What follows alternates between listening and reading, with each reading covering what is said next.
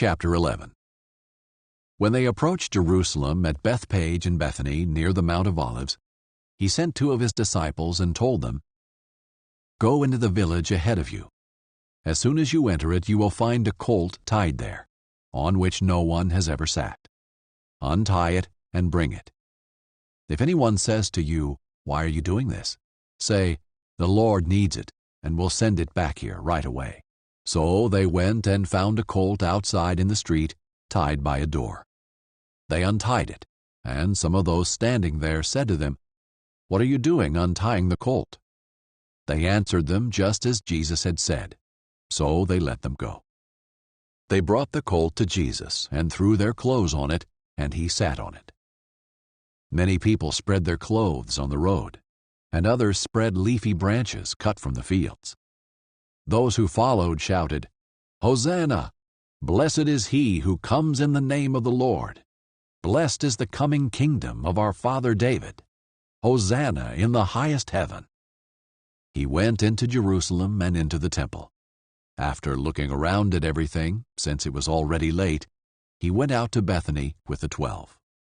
The next day, when they went out from Bethany, he was hungry. Seeing in the distance a fig tree with leaves, he went to find out if there was anything on it. When he came to it, he found nothing but leaves, for it was not the season for figs. He said to it, "May no one ever eat fruit from you again." And his disciples heard it. They came to Jerusalem, and he went into the temple and began to throw out those buying and selling. He overturned the tables of the money changers and the chairs of those selling doves, and would not permit anyone to carry goods through the temple. He was teaching them, "Is it not written, 'My house will be called a house of prayer for all nations'? But you have made it a den of thieves." The chief priests and the scribes heard it and started looking for a way to kill him, for they were afraid of him, because the whole crowd was astonished by his teaching. Whenever evening came, they would go out of the city. Early in the morning, as they were passing by, they saw the fig tree withered from the roots up. Then Peter remembered and said to him, "Rabbi, look, the fig tree that you cursed has withered." Jesus replied to them, "Have faith in God.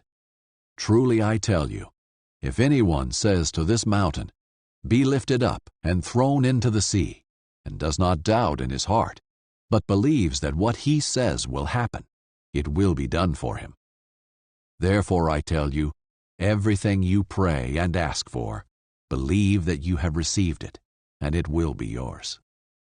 And whenever you stand praying, if you have anything against anyone, forgive him, so that your Father in heaven will also forgive you your wrongdoing." They came again to Jerusalem.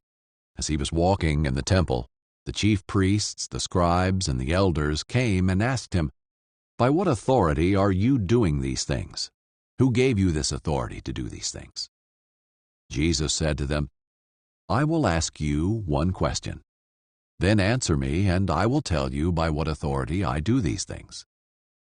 Was John's baptism from heaven or of human origin? Answer me." They discussed it among themselves. "If we say from heaven," he will say, "then why didn't you believe him?" But if we say of human origin," they were afraid of the crowd, because everyone thought that John was truly a prophet. So they answered Jesus, "We don't know."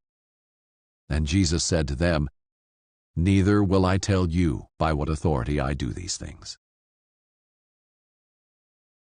Chapter 12.